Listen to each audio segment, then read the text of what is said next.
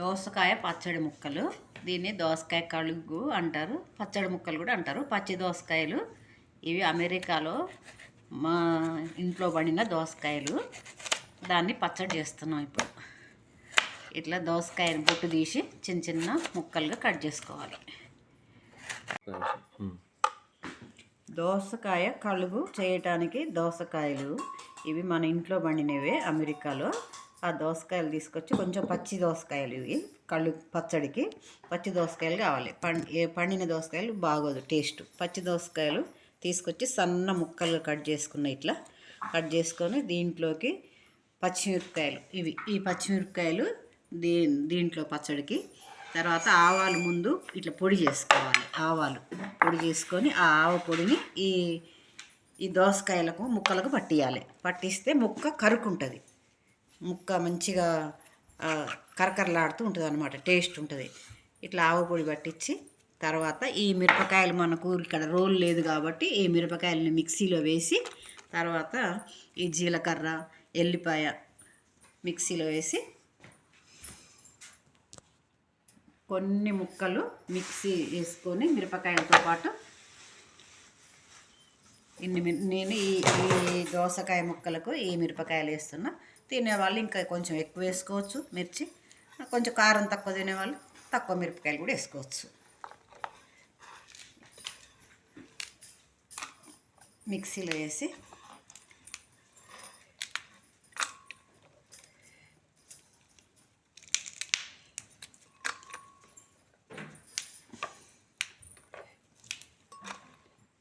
ఇప్పుడు ఈ ఆవపొడి ఈ ముక్కలు మీద చల్లిన తర్వాత ఈ మిర్చి సరిపోను ఉప్పు మిక్సీ జార్లో వేసుకొని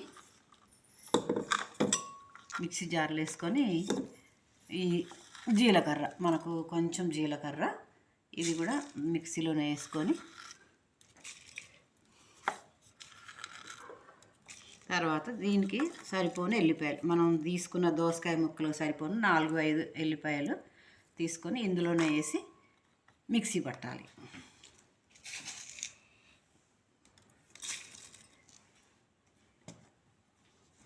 దీంట్లో కొంచెం ఇందులోనే పసుపు కూడా కొంచెం ఉంచుకొని ఒక్క రౌండు ముందు మిరపకాయలు మెదిగేటట్టుగా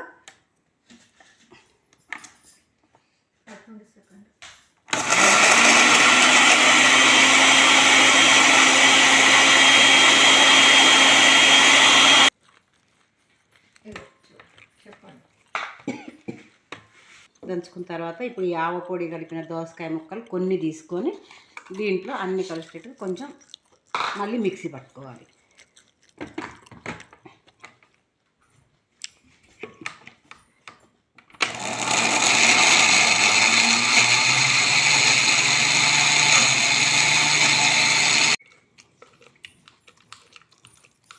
ఇక్కడ పోపు పెడతాక తీయనా ఇవన్నీ.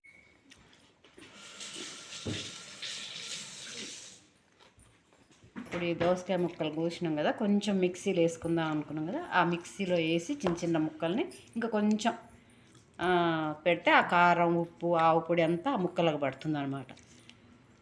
ఇప్పుడు ఇట్లా చేసుకొని మనం దీన్ని పోపు వేసుకుందాం. పోపు నూనె వేసుకొని సరిపోయేంత వేసుకొని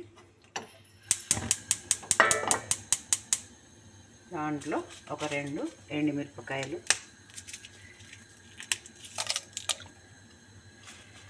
తర్వాత కొంచెం ఆవాలు పోపు, కొంచెం జీలకర్ర, మినప్పప్పు,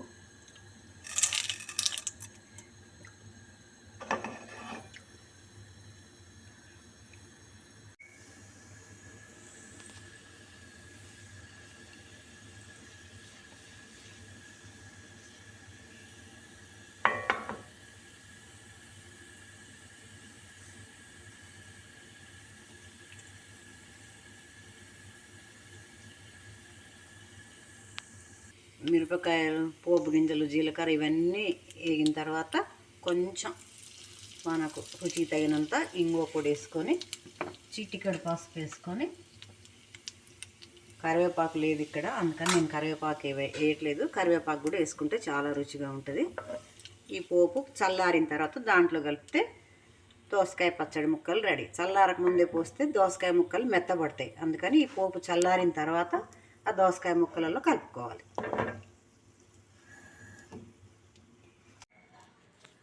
ఇప్పుడు ఈ పోపు చల్లారింది. ఇప్పుడు దీన్ని ఈ ముక్కలలో కలిపేస్తాను.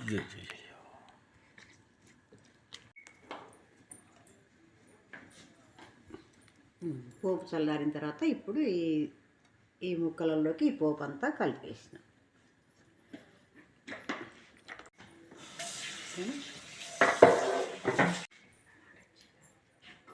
ఇది పచ్చి దోసకాయ, పచ్చిమిరపకాయలు కూడా పచ్చి వాటితోటి రోటి పచ్చడి అనమాట. ఇది దోసకాయ రోటి పచ్చడి.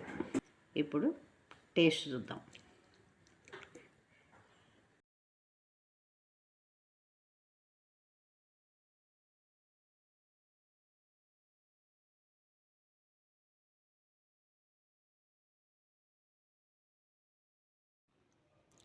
సూపర్ ఉందండి, సూపర్ సూపర్.